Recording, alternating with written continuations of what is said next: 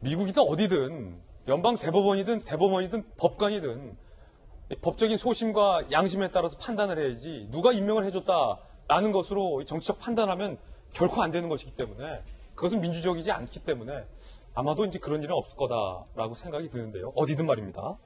자, 결국은 소송전으로 간다라는 얘기고요. 대선 투표율 얘기도 좀 한번 해봐야 될 것 같은데 김민지 기자. 네. 미국 대선 투표율이 120년 만에 최고치를 기록했다고요? 120년 만에? 네, 그렇다고 합니다. 1900년 이후 120년 만에 최고치를 기록을 한 건데요. 사실 미국에서 선거 자격이 있는 성인들이 2억 3천만 명이라고 하는데 이번에는요, 1억 5,980만 명이 선거를 한 것으로 나타났습니다. 4년 전 대선 때보다도 2,300여 명이 더 많고요. 투표율이 66.8%라고 하는데요.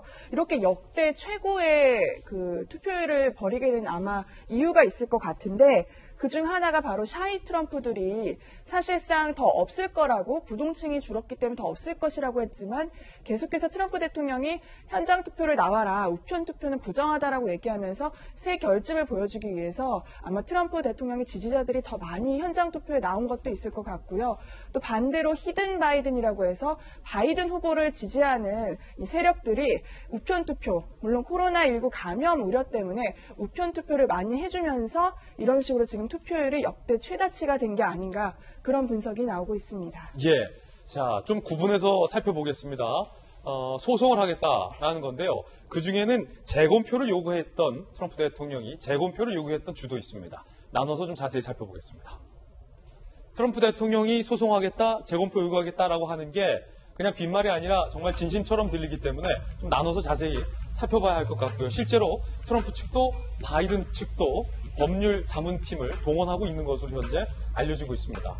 2000년 대선이 재연되는 건 아니냐. 일단 트럼프 캠프는 핵심 경합주 미시간, 펜실베니아주 상대로 개표 중단 소송을 제기하겠다고 밝혔고요. 바이든이 역전한 위스콘신주에 대해서는 재검표를 요구했습니다. 그러니까 트럼프 캠프에서 전략이 다르죠. 미시간, 펜실베니아는 스탑 소송이고요. 위스콘신은 바이든이 역전을 해서 가져간 주인데 자, 이건 재검표를 요구하겠다라고 밝혔습니다. 펜실베니아주 등 투표일 이후 우편 도착해도 유효성을 인정하는 것을 문제 삼아서 자, 인정 불가 공화당 제소한 상태고 연방 대법원도 뭐 소송 걸면 심리는 가능하다 라고 지금 밝혔기 때문에 자, 요게 지금 굉장히 의미심장해요. 마지막 밑에 두 줄 공화당 우편 도착 인정 불가 제소, 연방대법원 심리 가능 발표. 이 두 줄이 상당히 의미심장합니다. 잠시 후에 이재명 기자에게 물어볼 거고요. 그리고요. 2000년 플로리다주에서 개표 분쟁이 벌어져 한 달 가까이 당선자를 확정하지 못하다가 대법원의 판결로 결정됐던 일도 있기 때문에 트럼프 대통령 측에서 법원으로 끌고 가겠다라는 것이 굉장히 이례적이고 굉장히 잘못됐다라고도 말을 할 수는 없는 그런 상황인 거죠. 이재명 기자. 대법원에서 심리 가능이라고 얘기를 했어요. 이 의미심장하다라는 분석이 지금 미국 여론에서 있는데 물론 심리 가능하다라고 하는 게 그게 트럼프 대통령의 요구대로 그렇죠. 인정 안 해주겠다 뭐 이런 뜻은 아니잖아요. 그러니까 그걸 그렇죠. 그러니까 뭐 각 주별로 우편 투표를 언제까지 인정하는 것을 문제 삼겠다라고 뭐 얘기한 건 아니죠. 심리 가능하다면 그야말로 심리를 해볼 수 있다는 뜻이고 글쎄 뭐 어떤 결과가 나올지 뭐 조금 전에 김수경 박사께서 잘 말씀해 주셨지만 기본적으로 미국의 정신, 각 주의 선거 구조가 다른 것들을 다 인정해 왔던 것들을 상기시켜 보면 글쎄 연방 대법원에서 각 주의 투표 방식을 그 우편 투표를 언제까지 허용할지 그 방식들이 다 주의 주마다가 정한 건데 그것을 부정하기 시작하면 어떻게 보면 굉장히 대혼란이 올 수 있기 때문에 쉽지는 않을 것 같은 생각이 드는데 어쨌든 심리가 가능하다. 그 얘기는 결국은 공화당의 트럼프 대통령 측에서 소송을 제기하면 어쨌든 심리에 들어가겠다는 거고 그렇게 되면 그 심리가 끝날 때까지는 누가 당선자인지 확정하지 못한다는 뜻이 될 수도 있기 때문에 굉장히 미국 사회 입장에서 굉장히 큰 혼란을 감수해야 되는 이제 그런 처지가 되는 거죠. 예.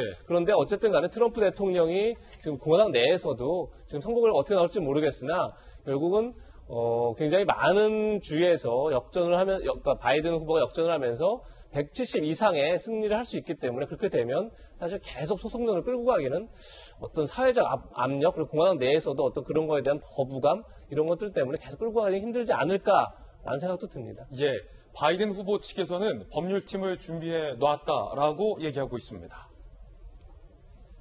이렇게 나올 줄 알았다라는 얘기로도 들려요.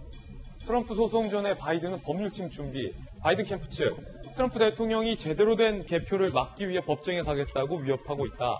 이를 저지하기 위한 법률팀이 대기하고 있다. 우리가 이길 것이다. 트럼프 불복에 대비해 최정의 법률팀을 준비하고 있다라는 건데, 전성훈 비서관님, 바이든 측에서도 이렇게 나올 줄 알았다. 법률로서 대응할 수 있다. 자신 있어 하는 분위기네요. 그럼요. 지금 뭐 선거 진행하면서 이미 이렇게 트럼프가 불리할 경우에는 법적 소송을 제기할 가능성이 다분히 있었기 때문에 당연히 바이든 측에서도 이제 그거에 대비하기 위해서 법률팀을 꾸렸고 이미 가동되고 있죠. 여러 가지 상황에 대해서. 근데 이제 과거에 그 아들 부시하고 엘고가 붙었을 경우는 플로리다라는 그 한 주에서 그 문제가 돼서 거기에 대해서 좀 이렇게 좀 논의가 했었지만 지금 트럼프 대통령은 뭐 몇 개 주에 이렇게 문제 제기를 해놓은 상황이고 그러한 것들이 뭐 지금 이전 선거에는 없었던 일이 이번에 새로 발생한 것이 아니고 과거의 관례대로 각 주에서 알아서 이렇게 해왔던 것들 그 통상적인 절차에 대해서 지금 트럼프 대통령이 자기가 불리하다고 문제 제기를 하고 있기 때문에 이게 뭐 연방 대법원으로 가더라도 얼마나 설득력이 있을지 모르겠고 또 본인은 이제 그 자기에게 유리하게끔 보수 선언의 연방 대법원 판사들을 한 3명을 좀 추가해 놨어요. 하지만 이 사람들이 지금까지 판결을 보면은 트럼프 대통령이 원하는 대로 모두 판결을 해준 게 아닙니다. 네. 본인이 임명한 판사의 판결에 대해서 트럼프 대통령이 상당히 불만을 표시한 적도 여러 차례 있기 때문에 미국의 연방 대법원 판사들은 아마 법과 양심에 의거해서 문제가 제기되더라도 판단을 할 것이라고 저는 봅니다. 예. 자, 지금까지 개표 상황과 그 향후에 일어날 일들에 대해서 전문가들 모시고 이야기 나눠봤습니다.